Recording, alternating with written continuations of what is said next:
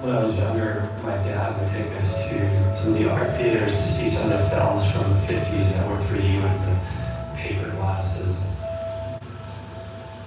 Just finished Maleficent, and someone showed me an article, and I thought, all right, I gotta see what this is. It was my first experience with VR, and literally came out of that and said, this is going to change everything.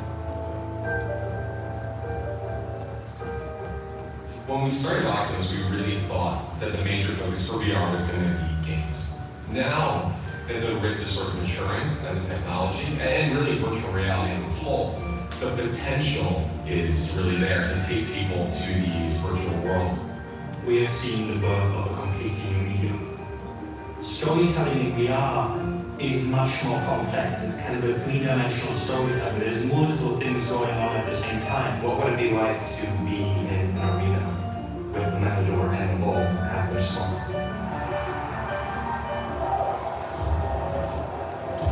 You are seeing that dust get kicked up in your face. Adrenaline is pumping, you tend to only remember the details that you need to know, and everything else goes fuzzy around you. We're going to embrace that. Could we build an environment that was so real? Could we really make you feel you're there? Falling around, getting your head right up close to the plants, really feeling that sense of scale, and oh my god, what was that? The possibilities of VR are much more vast than we initially thought they would be. Because you matter in that story. The way you experience the story matters. While the way I experience a movie doesn't matter for how the movie is for. Story Studio is a collection of artists, creators, and technicians who are learning how to tell stories in virtual reality. We are here to make movies. We think the best way to develop, to research, is actually to try to tell a story.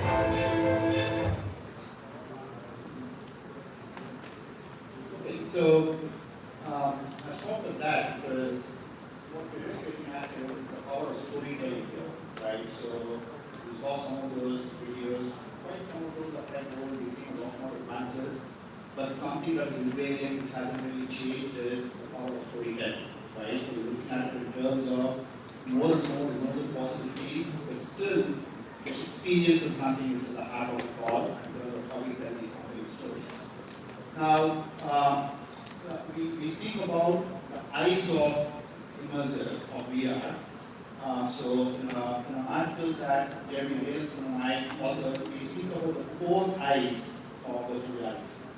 Again, I'm not going to spend too much time because this is a very well-versed audience, but just to quickly reiterate, it really starts with the whole immersion thing, right? So it's all about immersion. Then we have the eye of imagination and impossibility. What we're trying to say here is there are so many things which are impossible in the physical world which can be rendered possible. You're only constrained by your imagination, right? Very importantly, we have the eye of interactivity, right? The importance of bringing an interactivity which makes such a big difference in the immersion spectrum. So these are the 4 eyes of virtual reality which we think are very crucial. It really starts with empathy, right? So we talk about what does immersion do? It allows you to take the perspective of the other, right? So we all talk about perspective taking, you feel the sense of presence, but at the heart of this all, we are talking about it in terms of what empathy is, okay? I do want to spend a little bit of time on empathy, because if we talk about what does empathy really do, for a long time, both academics and industry have spoken about how VR is the ultimate empathy machine. So let's spend just a little bit of time to look at some of the nuances of what we mean by empathy. Okay, so maybe we just look at this very quickly. To make a habit of it. So I just want to include something from an inspiring president of the past. If it works.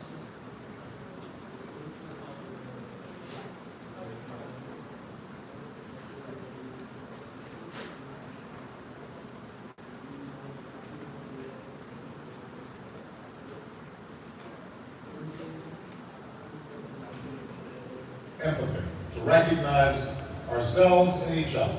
The third thing we need to do as fathers is pass along the value of empathy to our children. Not sympathy, but empathy. The ability to stand in somebody else's shoes, to look at somebody through their eyes. Sometimes it's so easy to get caught up in us. It's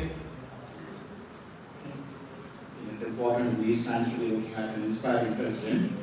So, but there's also something which is very important there in terms of the distinction between sympathy and empathy.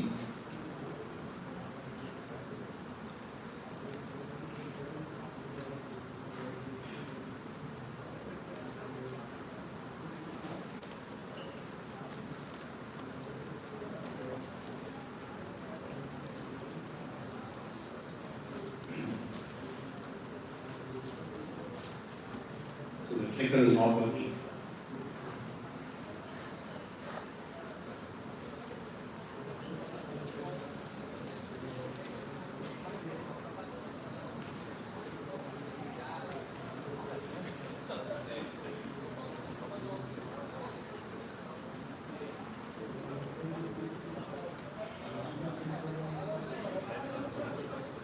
That's not.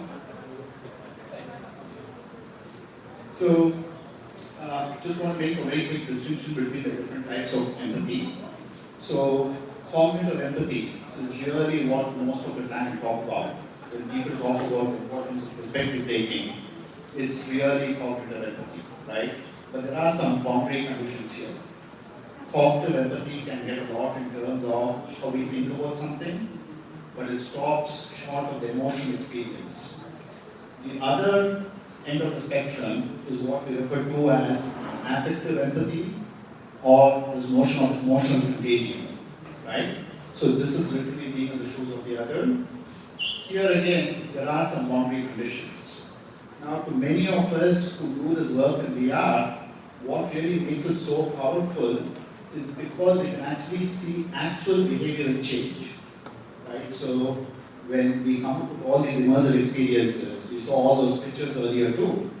What's really so telling about this is the ability to be looking at actual behaviors and behavioral intentions. This is what we believe to be a good way of thinking about empathy.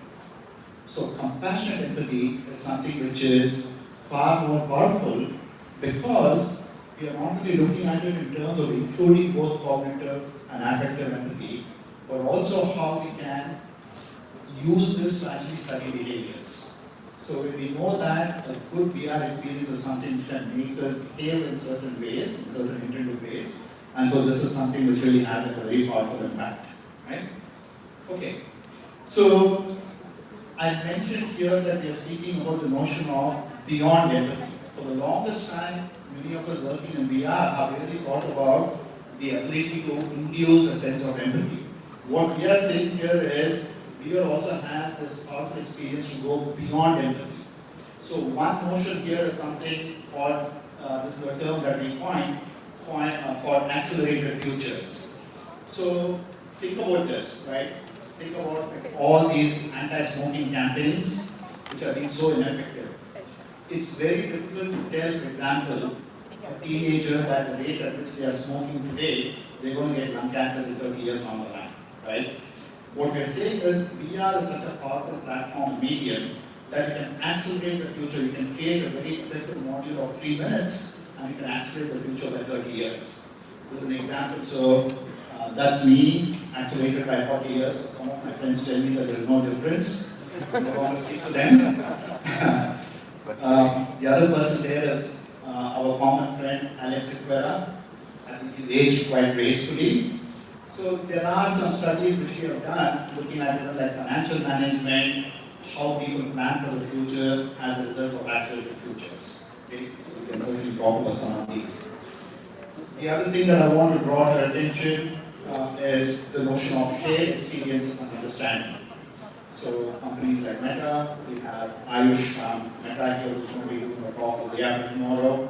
So the notion of shared experiences is something which it's very common in terms of conceptualization of the metaverse, right? And then we have sense making, right? So here we are talking about how we have all these large bits of data, all this information, think about it in terms of cybersecurity terms, and how, for example, we can use virtual reality to actually make sense of this information. I have a small video here, but in the interest of time, I'm just a little bit worried about the glitches we've been having. I'm going to skip this particular video. Okay. So I want to get to this. This is the VR for Social Good initiative. Esteban mentioned that I was at the University of North Carolina. The reason I moved to the University of Florida was to start the VR for Social Good initiative. And then the mission was to serve as an interdisciplinary collaborator to improve the human spirit and condition. So it sounds a little bit cliche. So the question is, what is the social good? I think this is the poll that I put out on OR today. So people looked at it in terms of anything which is not harmful, anything which is a good blend of technology and benefiting humans. Those are all very good. Those are all right definitions. So this was actually like a big challenge that we faced. And so today I conceptualize what we mean by a social good is to look at this in terms of a social good is really anything which falls under the rubric of the United Nations Sustainable Development Goals. So there are these 17 Sustainable Development Goals. So any of these really covers like a large latitude of things which I refer to as a social good. And I think that immersive technologies can be like a very effective platform to study many of these. Now you see, these are some of the ones that I've been focusing on for quite some years now. Not to say that the others are not important, but these are some of the main focus areas that we've been working on. I certainly hope to have some conversations with many of you here. Okay. Also want to quickly point out, my background is in electrical engineering, computer science, and then a PhD in HCI, communication. So I studied technology using the experimental psychology approach. So what we are really doing is looking at different types of immersive storytelling experiences that we create, different simulations. And then we look at it in terms of how it can have an impact on how we think about something, how we feel about something. Very importantly, in red, that's where I think VR is like really powerful. We examine actual behaviors. And as many of you have already studied, we also look at physiological outcomes. Eye tracking, how we can have like physiological responses, like electrodermal activity, and some of these things, right? Okay. So, I urge you to take a look at this. I would love to think about where we can go as a community of people interested in this. The roadmap for thinking about what types of research can be done in terms of the impact and the influence of immersive technology. So if we go back, we look at immersive experiences. It can be something which leads to empathy. We can look at the notion of the accelerated future. We have a shared experience. We have making sense of information or content or situation. And then we look at it in terms of what does it really lead to. So for example, we know that telepresence, many of you use the presence scale. We looked at it in terms of enhanced empathy, probably the most single study variable. But we also looked at it in terms of how well you connect with nature. Is it like a distraction mechanism? So much of the VR work on pain, for example, has looked at it in terms of distraction. We looked at cognitive absorption. Last night, I was talking to people about how a sense of awe is such a powerful thing to be looking at in terms of VR, right? Ultimately, we want to see how these can influence how we think about something, how we feel about something, but very importantly, how it can lead to behaviors or behavior change. Ultimately, our hope is that we can have some policy implications. We ultimately have to be looking at what types of behaviors and behavior change can be.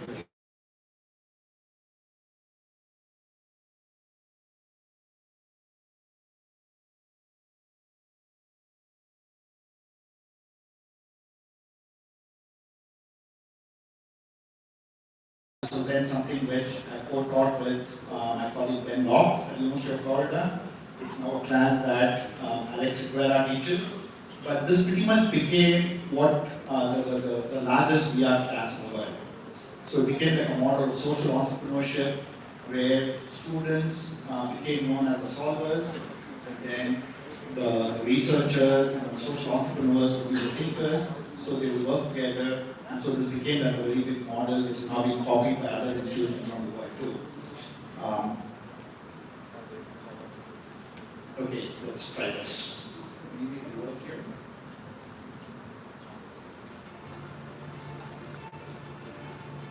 So you get a good glimpse of what this class was all about.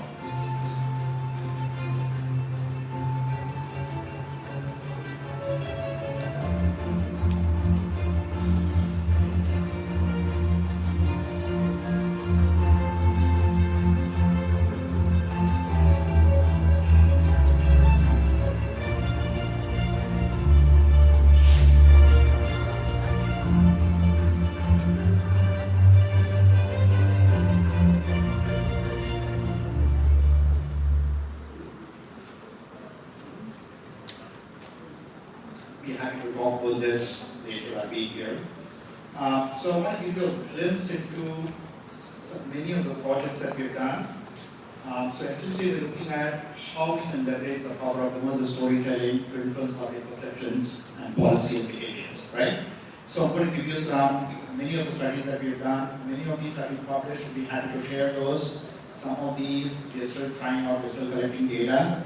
And again, the reason I'm bringing all this into the fold now is in the hope that this will spark some ideas and some thoughts so that we can build some truly meaningful collaborations. Okay. Most of the projects that I do, I subsume them under what I refer to as voices of the unsung, right? So one great potential for VR is, the way I think about it is, how it can give like a really powerful voice to the marginalized. So people who do not have those voices can get a voice, right?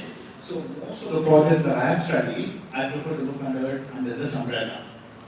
So one question which we've asked is, how can we leverage immersive technologies to address environmental issues with an impact on human life, right? So this is something which many of us here are very concerned and passionate about.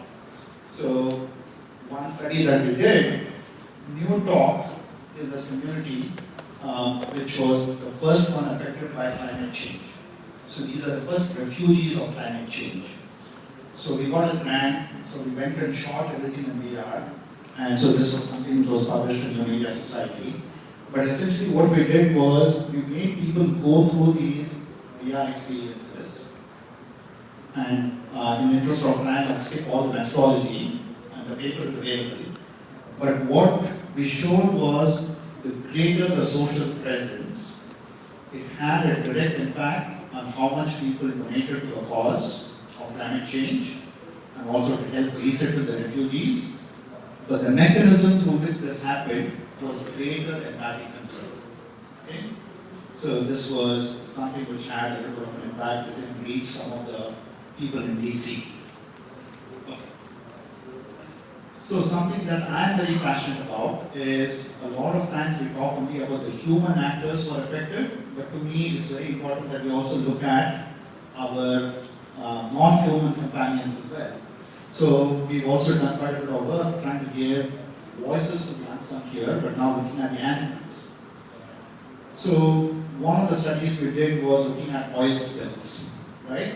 So we know that these emperor penguins are so affected. So what we did here was, we actually combined two Nobel Prize winning areas of work. There is a science of Kingdom schema, right? So that looks at the science of cuteness, which is again being studied a little bit in human-computer interaction, not much in VR. And then we looked at Kahneman and Tversky's notion of framing an issue. So then we created these versions, okay? Now, making sure that we all understand that all penguins are cute. Between the two penguins, which one would you say is more cute? Right? Yeah. Right? And that's how we tested this, right? Most of us, 99% of us would say that the penguin on the left is cute. So that's been created according to the schema. So we did the study. This is what we found. If we want to emphasize potential benefits to wildlife, people respond more favorably to the message when you feature a cute exemplar. Okay, so it's got a lot of implications for animal conservation and stuff, right? So this is where we are going next. So we just finished collecting some data, some remarkable data. So we got people to come in and then we said we want help to clean up these penguins. So people put on the VR headsets and they start cleaning the penguins. And then the penguins become very clean. A follow-up to this is the penguin either becomes cute or not so cute. Now what's so remarkable about these studies is normally we know participants come and take part in a study and then they leave. In this case, I had people call me after the study and said, can we come and clean some more penguins, right? So again, we're talking about going back to the interactive aspect of VR, right? The fact that you can actually experience and do this, it's like such a big game changer. We are also looking at some of the other literature. So we've been speaking to some experts, experts in penguin behavior. So apparently, like humans, when they are socially isolated, when they don't have access to food, that's apparently like a really big thing. So we are looking at how you can embody the penguin that's isolated from its family and has to go in search of food to see whether that can have an impact, right? And again, we all know that this is such a great platform as far as all this. Okay. This was like a really good presentation that one of my students did. So here this was funded by the Sea Turtle Conservation Foundation. So we did a series of studies, including collecting real-time data in the museum, so it worked very well. Here we looked at embodiment. Okay, so looking at haptics and embodiment. So you literally became a sea turtle. So we worked with the Sea Turtle Conservation Foundation, and so this was like really, this was published in Nature. This was the data that we collected when people came to the museum. And this again is something that I think VR is great at. When people ask me, where do you think we are limited? And I was talking about this at dinner last night with some of you. I think VR has a great potential for us to take it to the real world and to really study people's behaviors rather than just looking at it in terms of a sterile laboratory condition. So this was like a very key finding. We found that the embodiment, the body transfer, had an impact on how much people gave, how much actual money people gave to funding sea turtle conservation. But we also found that people perceive the threat to be more when they could actually feel all this. There was also greater connectedness with nature. So going back to that mechanism diagram which I showed earlier, there are lots of implications here for us to be thinking about. Okay. This is another one which we looked at, saying if you can be in the shoes of the other. So, VR can serve as a very good platform for equality and equity. So we went to some of the historically black colleges, and then we went and tried to get some of these students who don't have the same resources more interested in STEM programs. And so this is something which was again funded. And we created this. We created like an experience of taking these middle school children to Antarctica using a VR experience. And so this is how we created this. We have the simulations, but I'm not going to go through those. But I'll again tell you, this was one of the happiest moments of my research career. You see that the top right, that kid there with the headset. So it was such a lovely moment. He took off. So he went through his experience in the shoes of a distinguished African American scientist, a black scientist. And then he took off his headset and then he said, wow, does it mean that I can become like that person? And a few months after that, he actually sent me an email. Right? So sometimes we think about, oh, do we get this research published or something?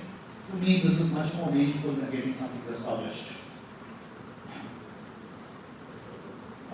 This is a recent publication which we looked at ocean acidification. So again, like a series of studies. We did, I think, like 3 studies. But this was a key finding. When someone experiences it through VR, you perceive distant issues as much more closer to you and much more meaningful. And then that encourages more pro-environmental activism. Okay? Again, a lot of very meaningful things we're thinking about here. This is a collaboration with Stanford. On the left is a very nice ocean acidification experience that's available for the public that Stanford created.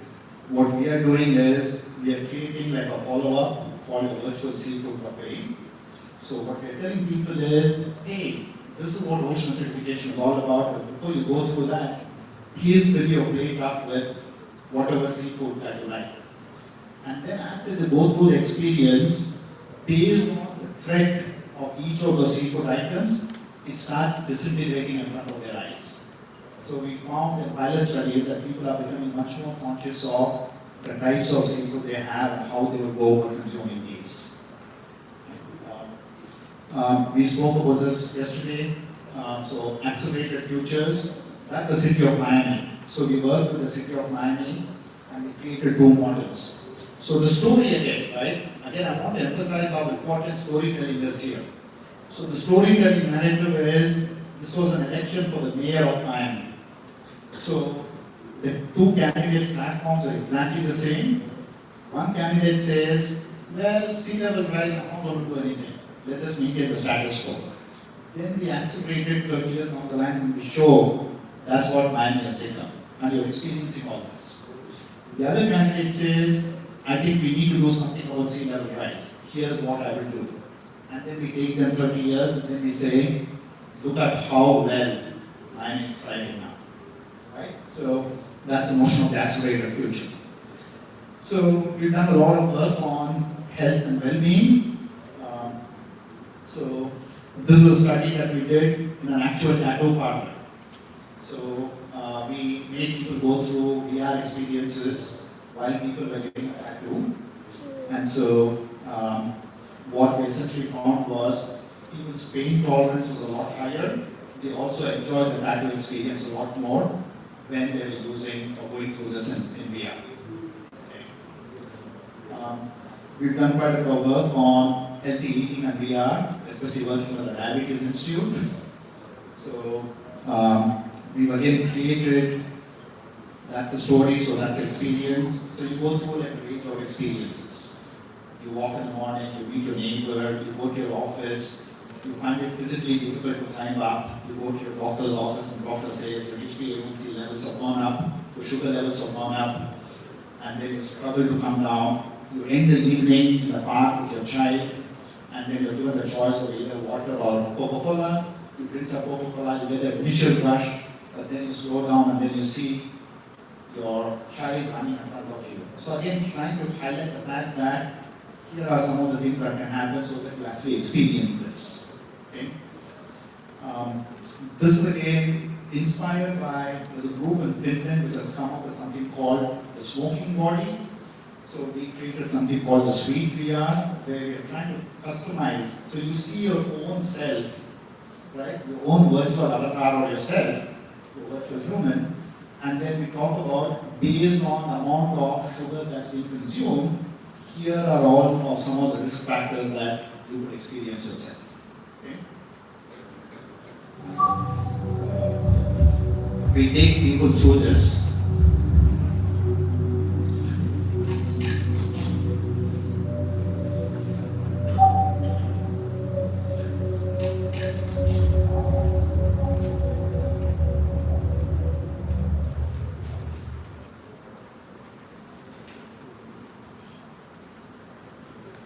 Okay, a lot of work in education, which we are all obviously interested in. So, again, this is something think about it even in terms of outside of engineering and some of the technical fields, right? So in journalism, when we have journalism students, you can never teach them what reporting under true pressure is. You can't tell someone, here's how you optimally report when the bullets are flying around you. But you can very effectively create these experiences in VR so that people have the luxury, a student has the luxury of making as many mistakes as necessary before they come up with the optimum response. Right? So that's one example of that. We work with people in construction and design, talking about how these experiences can help people at some of these. We looked at examples earlier about medical training. Let's get that. It can even be used in ethics and philosophy. Right? So one of my colleagues in chemistry developed looking at a different way of looking at the virtual trolley problem. One of the famous problems in ethics, many of us are aware of this. But he recreated that, the same principle, but you have to either blow up the chemistry laboratory to save one person or 5 people. And remarkably, when you have to actually do it in VR, it's going against what we have found from all the previous studies on ethics. Again, the act of actually having to do something changes the way the human brain responds. Right?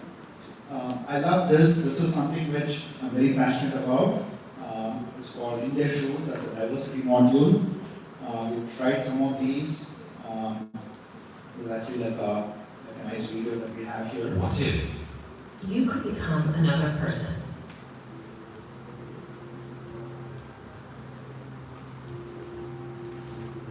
What if You could become a colleague, A peer. an employee, a stranger.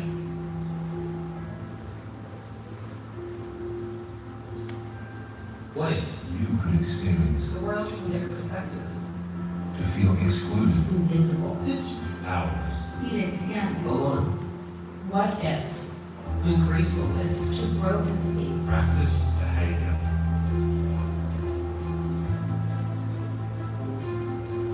For a breakthrough. for an aha moment, For understanding or inclusion.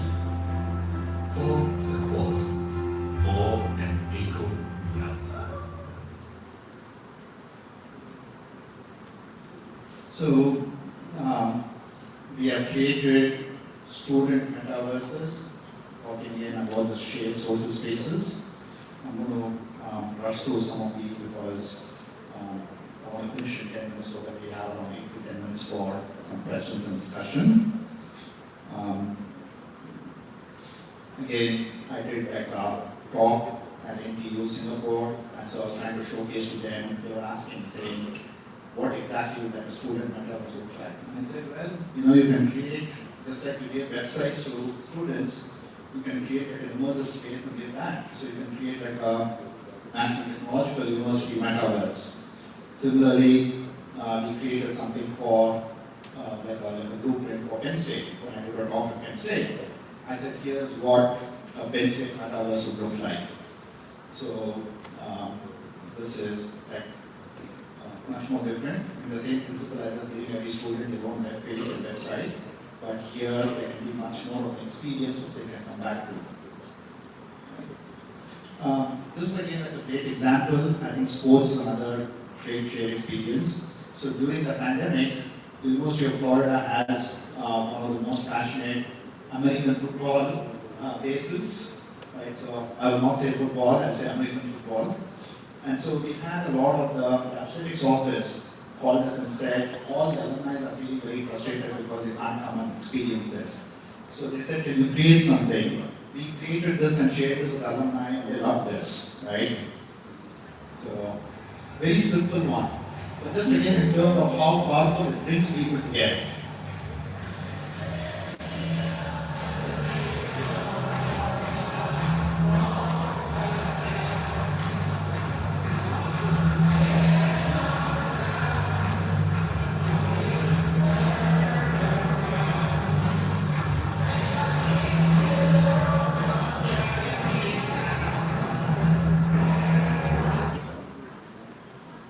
Okay, I want to sort of spend a few minutes end some of this with, this is a concept, it's a term that I created like a few years ago.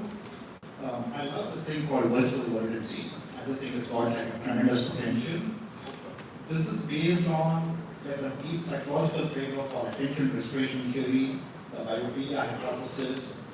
Many of us already know this, right? The more time we spend in nature and green environments, the more salubrious it is for mental and physical health, right? We've seen this in many different scenarios. People at work perform better. Students taking tests, when they go to this, their scores are higher. people recovering in hospital rooms after surgery or after an illness, when they look out from windows into nature, they respond faster.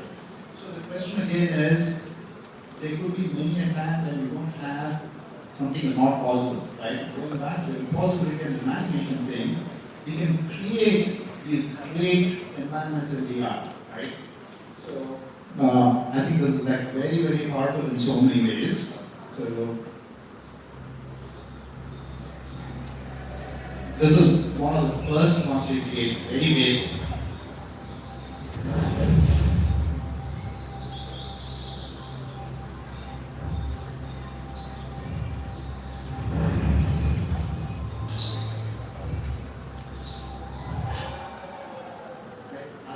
I'll stop with that because, people loved it, and they said it just makes us feel so peaceful and so lots of good outcomes. So then we started looking at it more closely. So these are actually students from Alex's class. We developed many range of different nature and virtual worlds experiences. And recently, we've been talking to people in the UK, some other groups around the world. And so we talk about it in terms of what does a true biodiversity experience contain. So we put together this, we've said that we'll create like a biome, and then you experience all the beautiful things that nature has to give, right? As many as possible. So going through just about every single nature experience that you can think of. And we can talk a little bit more later in terms of why I believe that this could be such a powerful experience. And what I want to highlight is, I know that we saw Professor Carlos earlier, so this is a beautiful experience that Cardoso students, Verme and Anna, they created.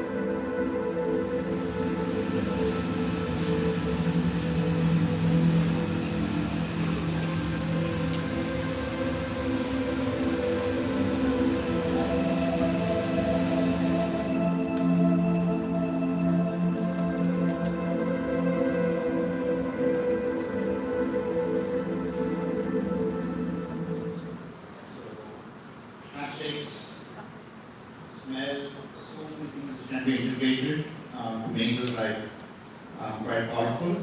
I just want to end with some of my recent partners, especially this group. They're doing some incredibly nice work in medical. So these are doctors and patients in the Henry Ford hospitals, and they're doing some really interesting work using this for patient training. They're doing a lot of workshops. They're acquiring a lot of national prominence for some of their work. They would also love to collaborate. So one aspect of that, John does a lot of work with the VR component. This colleague Chris is using AR and Apple Vision Pro especially. So here he's looking at it in terms of using some spatial computing to look at how you can look at different parts of the anatomy, doing different surgical procedures, and they're getting a lot of very good outcomes. I have some of my colleagues, they are inventors like Pioneer and virtual humans, some of the early work. So we have the Charisma VR lab, which looks at, one example of that is they're doing a lot of work in terms of looking at teamwork, and public speaking. And then Robbie.com has a smart lab, and so he's been doing quite a bit of work in terms of when you teach classes in VR, what could be the many different outcomes. So we'll have a lot of partners, and hopefully we can continue these conversations. Most of all, Alex has been a dear friend and collaborator, and I do want to acknowledge the person who really helped set up my lab, Shiva Alan, who was my postdoc, who is now a scientist at Meta, and this was my group at the University of Florida. So I'll stop with this so that we have like a few minutes for, I think we have like around 9 minutes or so for some Q&A.